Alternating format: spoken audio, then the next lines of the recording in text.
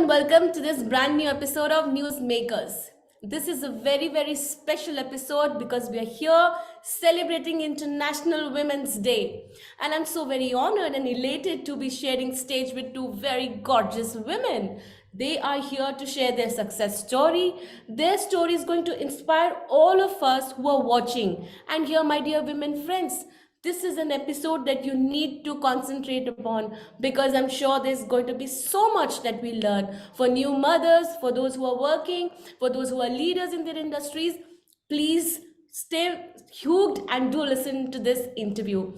So, I would like to start with my first guest, my first panelist, who is a gorgeous looking woman, and her name is Resham Kamboj. She's a tarot reader, she's a TEDx speaker, and I love the smile that you always put on your face. A very warm welcome to you. Thank you, Simran. The pleasure is all mine.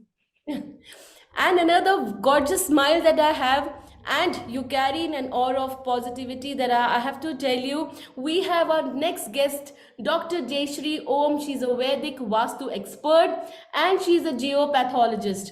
A very, very warm welcome to you as well.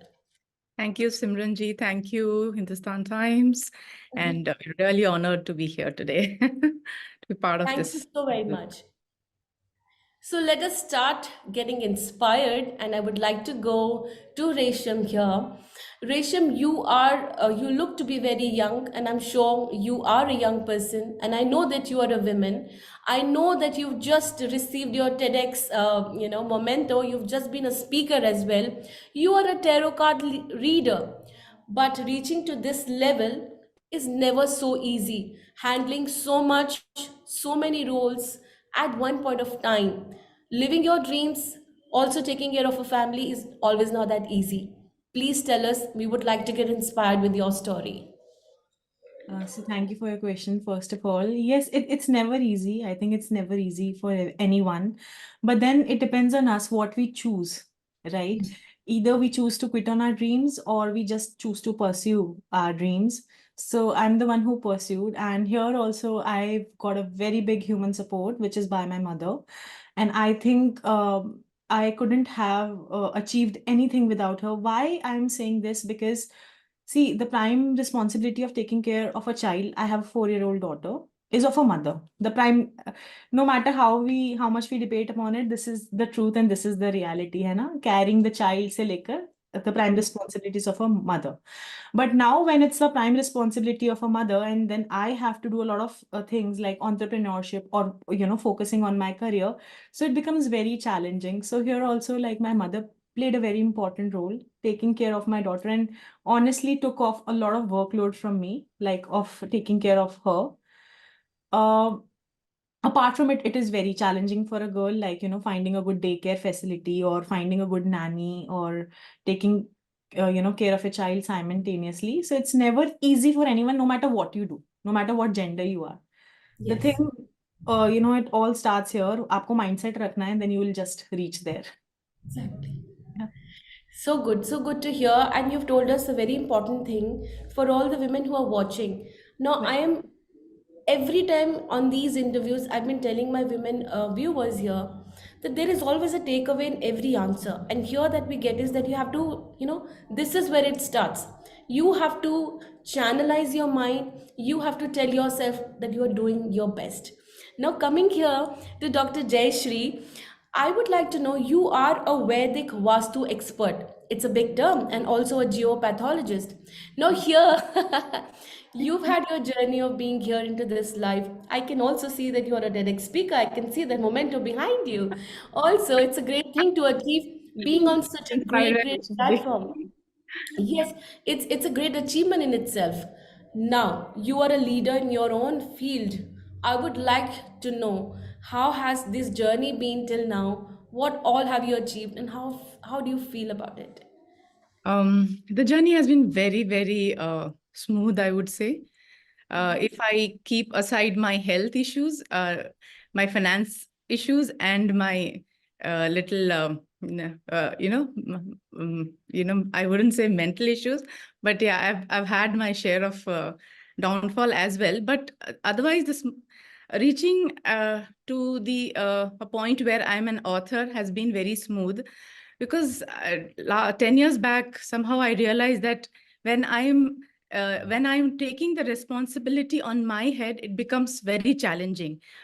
But at some point, I realized that if I surrender and give it to God, the journey becomes smooth. And that is when everything just was actually laid like a red carpet, and just things started coming, things started falling in place. And when I aligned myself to nature, mother nature, that is when everything just became smooth, as though she was doing everything for me. So I will not take the credit of my being a Vedic Vastu consultant, geopathologist, a yoga teacher, or author, entrepreneur, consultant. It's all Mother Divine. So it's she who's Wow. doing it. Such a wonderful answer again, and that that belief system. Now all her mehnat, of all her hard work, she still owes it to divine. She does tell that it's all Mother Earth. It is all the divine forces that is helping her to reach her. And no wonder for all of us, this is all divinity that we reach to this point in our lives. Yes. Now, being a woman, I would say it's the beautiful thing. It's a beautiful, blessing that we all have. But still, as a women, we've got our struggles. We have to constantly prove ourselves. And motherhood, Resham, I want to come to you here. Motherhood is a big challenging role because we are always living in a guilt of leaving our kids behind and still doing our profession. Now, you are a mother of a 4-year-old child. Do you also have that guilt when you get out to work? Absolutely, it is there, and it is to all the mothers. But sometimes I feel life gives us no choice, right? If you look out to the laborers women we have, they are carrying their child, and sometimes the child is nearby. There's a dupatta, and they've put their child, and they're walking. There's no choice sometimes. Life gives you no choices, and similarly, the thing wasn't with me. I've always been very passionate about my career, but I have to take care of all the finances of my daughter, like single-handedly. So, as it is said, always, it is very right. When it comes on your head, you get that energy or the power, right? And though the guilt will always be there, no matter what you are doing, whether you are a pilot or whether you are, a laborer, the guilt will always be there. But at the same time, you are, in a way doing it for your child, to feed your child or to make them, feel proud. So I think it will always be there. It will never go off totally. But rather, if I will say that when my daughter grows up from 10 years now or 5 years now, and she looks back to the achievements, she should not feel that, my mom gave up on her career because of me. So that's the reason, which keeps us growing as mothers. Yes. And I'm sure then you become like your, inspiration for your child as well because they Absolutely. really look up to their mother. And I have to really, there's another admiration that I have for you is that you said that you're single-handedly doing things and high regards for that because it takes a lot of courage to do that. Now Absolutely. coming to, yes, absolutely. So, Dr. Jayshree, we always hear this thing that women are the true architect of the society. Now you are into this field, you are almost an architecture, you're making homes and you're making homes look beautiful. Now what is your take on it, like how do you manage to do that? How has your profession helped you all through? Because end of the day, when you see that something you did for people as a vastu expert and they're so happy, I'm sure it gives you a feeling of wow, I could do that. How has it been for you? Like you said, almost an architect. I'm not an almost an architect. I'm an ancient architect, I would You're an say. ancient architect, yes. Yes. I know there is no term such as ancient architect, but yes, I don't know the modern. I'm not an architect. I've not studied the modern architecture. But if it comes to the ancient scriptures, I've read them like more than 50 times each book. That is more than 20,000 hours I've put in. So that is when the secret unlocks. Actually, the more you read, it's like a trust funnel. The more you read, the secret you get to know the secret of the universe, you get to know the secret of the scriptures. So that way I wouldn't say it has been tough as a woman, because when you see women contribute just 15 to 20% to the profession wise, the into architecture. It's a male dominated society. It's Yes, yes, yes. yeah. I've had my challenges where people would just say that she's a woman, she will not be able to do it, she looks like a kid, how will she do it, she doesn't look like that the pundits, she's she's well dressed and she's so modern, how can she even translate the scriptures. So I mean, one need not be an ancient to have that gray hair and ancient look to translate the scriptures. So the challenges are there, but when it's like when you are ready, the book enters your life. It's like the scripture enters your life.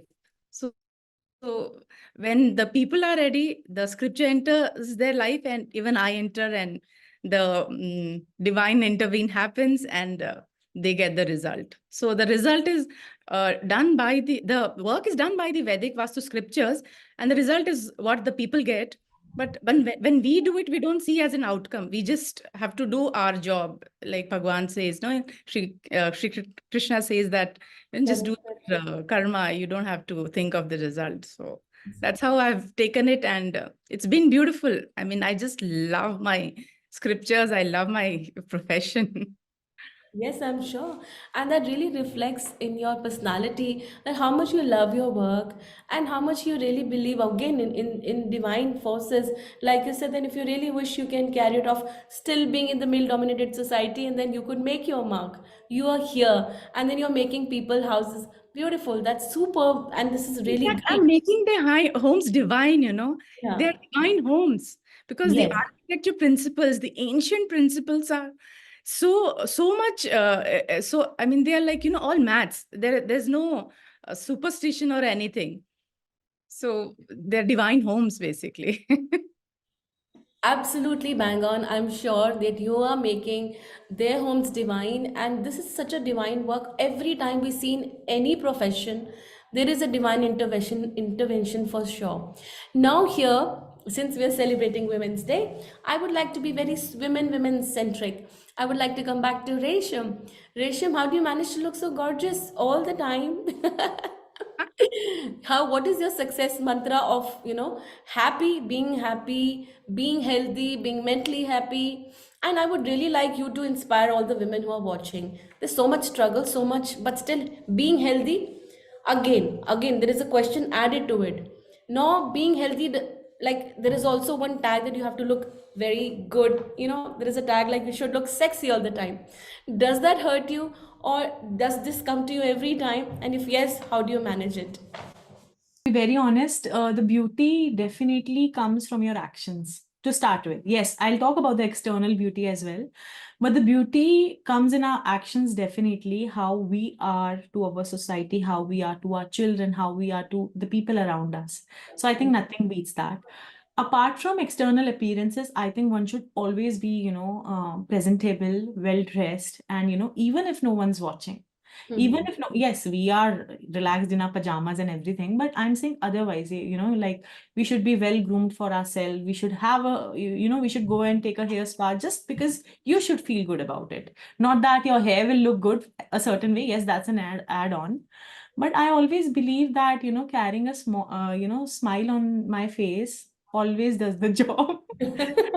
I don't think That's a what lot. I could feel that you always put that beautiful, gorgeous smile. And I put one lipstick sometimes, and that's all. I don't know much about it, but yeah, I think one a woman should be happy from within. It will be reflected, on her face. But because of so many responsibility, and as you mentioned, Simran, very rightly, to weigh, to look a certain way, to look sexy, or to look, a certain way, in different walks of our life, they are definitely presumptions and assumptions, the way we look or way we dress. If your cleavage is visible, then they'll call you something. If you're dressing modest, they'll call you something. So you better wear what you like, yeah. People will say something or the other, no matter what you do. Yes, yes, exactly. So here again, we've got this word of wisdom from Resham. Just be yourself, wear what you like, just live your life the way you want it.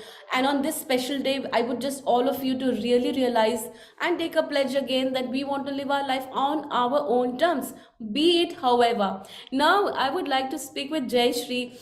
Jayshree, what is your mantra of being happy in these stressful times? There is a lot of mental stress that goes around, and women, we tend to forget our health. A lot of times we tend to just ignore a lot of things that is going, for our body, that we ignore. I would like to hear that how do you manage to keep yourself fit? Is there any kind of an exercise, there's something else that you do to be happy and healthy, and especially mentally healthy? Hmm. So this is something which I realized 10 years back, that my health is going for a toss. If I don't take care of my health, then it's going to be difficult. So I got three mantras from my mentor. First one being that I have to rise before sunrise and do Surya Namaskar. So I Wow. do 108 Surya Namaskars within 45 minutes, and Mm-hmm. that takes care of my cardio. Second, he said that I have to ensure that I have to read the scriptures. So the reading the scriptures and then becoming a financially independent woman helped me with my finances and everything. That actually has given me a personal freedom. And the third one being doing meditation or sadhana. So I meditate regularly. I have my morning sadhanas, I have my evening sadhanas. I also do havans very regularly. That is even the Abhishekam is my favorite actually. If you see my moon of eighth house, we love water, and that's why I love Abhishekam. So that I do very regularly, and definitely taking care of my protein intake. That is something I just don't miss. Morning and evenings, I have my share of protein with green moong dal. That has really, taken care of my health, and that smile, because I'm happy inside. My gut is good. My mind is fine. I mean, it's like, that peace of mind is like maintained. So because the more of the I've realized with more carbs, my mind somehow becomes very foggy. There is brain fog. So when I reduce my carbs, that's taken care of. So these are my three tips. Okay, The bold wonderful. So, tips. like Jayshree just got to hear from her mentor that she has amazing tips. Now, health is very important for all of us. What you take inside depends, and that shows on your outer body as well. We've just been told that eating carbs is not that great, but yes, do make sure that you eat good amount of proteins and more of it. That I got to know from Jayshree. What keeps her happy is meditation. Yes. Spirituality, is anyways, is a great thing to be doing to keep your mind sane. And mental health is the foremost thing at this point of time. Yes. Now, Resham, you are raising a 4-year-old, beautiful, she's a girl child. Yes. What a blessing again you have. So, for raising a woman, raising another woman, what do you aspire her to become? And here, this answer is not only going to be on her behalf, for her basically, Right. but for all the other women who are watching and also raising women. Please give us an inspirational answer. First of all, I want her to become a very, kind human being. She should be very kind, but at the same time, the world shouldn't eat her, right? She should be fearless enough. She should be bold enough. She Mhm. shouldn't be a people pleaser. She should be there, out there to, say no, learn to say no. Mhm. Often, so many stories we hear on the news channels and on the television that because we are not able to say no, so many things happen to us, right? So at the initial level, I just want her to be a kind human being, and later on, whatever she wants to become in her life, but she should be financially stable. I am always there. As parents, we are always there. Still, my parents are there, like if something comes up, they are the biggest backup in our life, right? But no matter whatever my pocket allows, I never make her feel like, you own the world. I Hmm. never make her feel that. I give her the importance of 15 rupees, 20 rupees. Okay, now you save it. Okay, these many points you've got now. Okay, Hmm. now you have 50 points, you will get 50 rupees, and now we'll buy something. So Wow. when she learns to value money and she learns to value the people around her, the caretaker who comes in our house, how respectfully she's talking to her. So no matter what she goes, wherever she goes in her life, she should be a humble, or let's say if she's an entrepreneur, she should be humble. And these quality of respecting the money and everything should be around it. But yeah, most of all, like every parent, I want her to be successful, but without any pressure of being like, you should be this or that. Never. I'll never do that. Amazing. Like we've just been told again by Resham, do not impose your dreams on them. Give them wings to fly. This is very important for all of us as women to be teaching our kids, no matter a girl child or a boy child. It has to be a same teaching for everyone. We need to live our life with our wings. Now, coming back to you for the last question, I would like to know from Dr. Jayshree. You are a leader in your own field. You're excelling. You're the architecture. Now, there are a lot of professional women who are watching you. You are also doing a lot of other roles, like you are also an author. You're being on a speaker stage. What kind of an word of wisdom would you like to give them to be like the way you are, or they're aspiring to be like you? What is that they should do? What is that key mantras besides the health that you gave? Key mantra would be to be, financially, first thing is financial independence. Mhm. That is very, very important. Have the tendency to, earn and then give back to our family. We just don't keep anything for ourselves.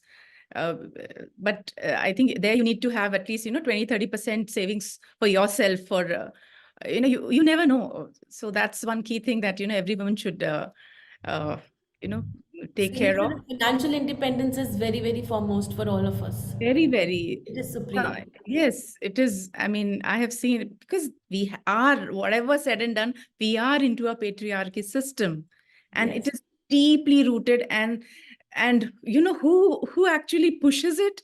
The women themselves. Yeah. Exactly.